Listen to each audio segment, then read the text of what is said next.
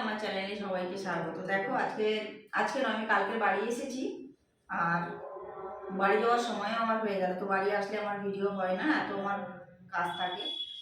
তো চলো আজকে মোরলা মাছ নিয়ে এসেছি। মোরলা মাছে কড়াইতে যেহেতু রান্না করবো, আমি তার জন্য নিজে নাম দিয়েছি কড়াই চচ্চড়ি। কেন বলো তো, এটা আমার বাটিতে অনেকটা হয়ে যাবে, তো অত বড় বাটি আমার নেই তার জন্য। তো দেখো আমার এই যে মোরলা মাছ, এটা হচ্ছে নদীর মোরলা মাছ। তো চলো মোরলা মাছটা আমি এখানে দিয়ে দিই। কেটে ধুয়ে আমি পরিষ্কার করে রেখেছিলাম।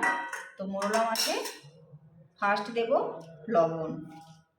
যার যতটা মাছ সে ততটা পরিমাণে লবণ দেবে, তো আমার এতটাই লাগবে, আমি তার জন্য এতটাই দিলাম। তারপরে এর মধ্যে কি মশলা আছে একটু বলে দিই। এটা লঙ্কা গুঁড়ো, সর্ষের গুঁড়ো একটা পাওয়া যায়, তো ওই সর্ষের গুঁড়োটা আমি কিনে নিয়ে চলে এসেছিলাম। তো লঙ্কা গুঁড়ো, সর্ষের গুঁড়ো, হলুদ গুঁড়ো, এর মধ্যে জিরে আর ধনে দুটো গুঁড়ো আছে। হ্যাঁ, তো এটাও আমি পর দিয়ে দিলাম। এখানে দেখো কাঁচা লঙ্কা কুচি, পেঁয়াজ, আমি এখানে দুটো পেঁয়াজ মাঝারি সাইজের কেটে দিয়ে দিয়েছি। দুটোই লাগবে কেন আমার মাছটা অল্প, তার জন্য। এখানে দুটো টমেটো আছে। টমেটোটা যে যতটা পারো দিতে পারো, তার অতিরিক্ত বেশি আবার দিও না। এখানে ধনেপাতা কুচি,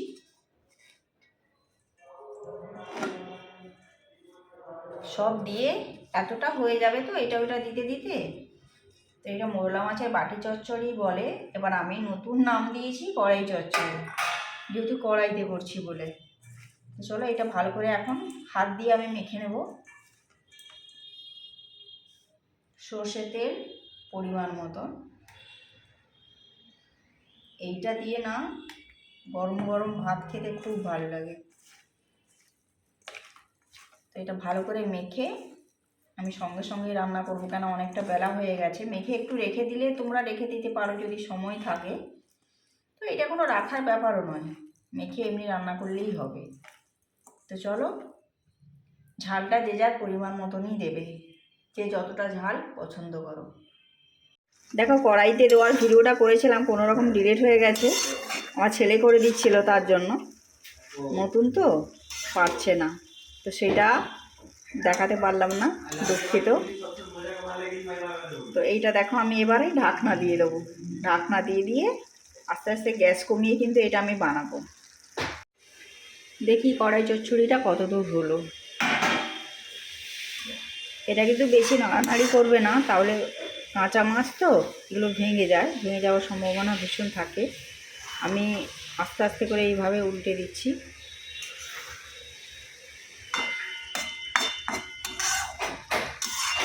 আরও না 10 মিনিটের মতন এটাকে হতে দেব। তো চলো 10 মিনিট হয়ে যাক। তরকারিটা আমার পুরো কমপ্লিট হয়ে গেছে। তো চলো ভাত বেড়ে খাওয়ার অপেক্ষায়। তো এই পর্যায়ে কিন্তু আমি গ্যাসটা বন্ধ করে দিলাম। গ্যাসটা বন্ধ করে চলো ভাতটা বাড়ি।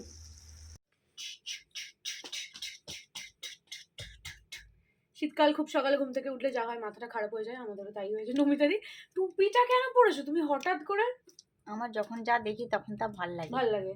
এখন খুঁজছিলাম, আমাকে মোটামুটি দেখতে খারাপ লাগুক আর ভালো লাগুক, দেখার দরকার আমাকে পড়তেই হবে। তাকে বেশি ভালো লাগছে দেখছি, দাঁড়াও। আমাকে ঠিক আছে লাগছে, চলো আমাকে নিচে অবধি পৌঁছে দিয়ে এসো। একটু আসো না দিদি। আমি সেই বাড়িতে যে মাছের তরকারিটা করেছিলাম, মানে কড়াই চচ্চড়িটা, সেটা জানো তো খাওয়ার সময় বলতে পারিনি, ভালো হয়েছে। আমি তো বিশাল ব্যস্ত, বাড়ি গিয়ে আর ব্লগটা বানানো হয়নি। তো আমি এখন যাচ্ছি বাড়িতে। বাবা, দিদি জানো চলে যাবে, পুরো অ্যাক্টিং করে, কিন্তু অফ ক্যামেরায় রিঅ্যাকশন পাল্টে যায়। এটা করলাম কেন বলো তো, দিদি চলে যাচ্ছে, ঘরে থাকে না গো, আদর করার সময়ই পাই না। বাবা, প্রচুর ভালোবাসো তো তুমি আমাকে। প্রচুর। চোখটা দেখো আমার। ঠিক আছে, আমি এখন বাড়ি যাচ্ছি। দিদিকে আইবুড়ো ভাতের নেমন্তন্ন দিতে যাচ্ছি, যেটা নমিতাদি পাঠাচ্ছে। প্লাস এখানে দিদির প্রচুর শাড়ি জামা কাপড় ছিল, সেগুলো সব ওখানে পৌঁছে দিয়ে আসছি। কর বিয়ে, পর শাড়ি, দেখ কেমন লাগে। দিদি তুমি বিয়েটা কবে করবে? না, আমার ওসব বিয়েটি হবে না। বিয়ে হোক না হোক বেনারসিটা অর্ডার দিয়ে দাও। নমিতাদি আমাকে বলেছে ছেলে পাওয়া যাক না যাক, শাড়িটা অর্ডার দাও। আমি শুনেছি শাড়ি বানাতে অনেক সময় লাগে। আমি সেজে নেবো, আগেই গয়না টয়না পরে সেজে নেবো, ছেলে থাক না থাক। বলছে হ্যাঁ সেজে নাও, ছবি টবি তুলে নাও। বাহ রে বাহ, দারুণ ব্যাপার। একটা কথা আছে না, তো শাদি কর, নাচনে কা ঠিকা হাম লে লেঙ্গে। ওরে শাদি কর, তার অ্যাক্টিংটা করি ভালো না। এখন করো, হচ্ছে না, করো, এখন করো, হচ্ছে করো। না, এখন হচ্ছে না, এখন হচ্ছে না এখন কেন? হচ্ছে না। আরে চেষ্টা করো। মানে দিদি যখন বিয়ে করবে নাচের ঠিকানা আমি নিয়ে নেবো। হ্যাঁ, ওইটাই হচ্ছে আসল ব্যাপার। মানে নাচবে বলে আমাকে বলছে বিয়ে করে দে। এই না, এ কি দিদির বিয়েতে নিয়েছে নাও, আমিও তো তাই নাচবো বলেই ভাবছি দিদিকে বলছি বিয়ে কর, বিয়ে কর, বিয়ে কর, বিয়ে কর। কিন্তু বিয়ে এটা করতে বলছো, যেমন দিদির এত মাথা ব্যথা নেই, তোমার যতটা বেশি আমারই মাথা তো ব্যথা। সব জীবনের চাপ, শুধু বরটাই আমার নয়, বাকি সব দায়িত্বটা আমার।